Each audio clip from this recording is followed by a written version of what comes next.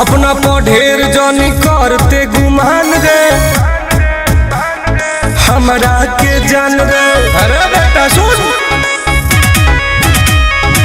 खुद के ठीक नहीं लागे बखान रे,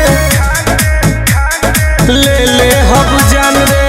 हमरा से लगबे के हम तो के फाड़ दे दे, हम तो के फाड़। जनतानी तोर राशन पर चले परिवार, तब हमारा सोझा बन तारे रंगदार। 5 किलो राशन पर तोर चले परिवार, तब हमारा सोझा बन तारे रंगदार।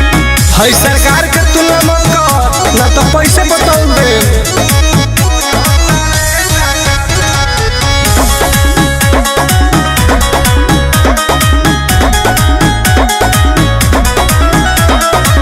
नकली ते पिस्टल खोसता रे डांड में, जहिया भेटा जइबे गोली मारम। बुझली है रंगदार बोल छोड़ा दे। नकली ते पिस्टल खोसता रे डांड में, जहिया भेटा जइबे गोली मारम कपार में।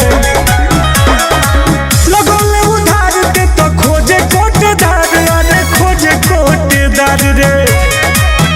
जनतानी तोर राशन पजिए परिवार, तब हमारा सोझा बन तारे रंगदार। 5 किलो राशन पर तोर चले परिवार, तब हमरा सोझा बन तारे रंगदार। खा जाए रे बेटा।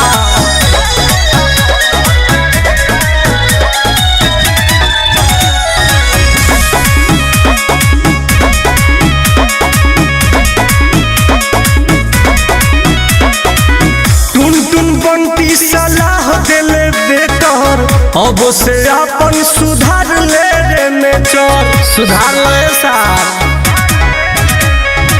संजय गोलू सलाह देले बेटर, अब से अपन सुधार ले रे मेचर। मोहित के हल्का में लेते रे।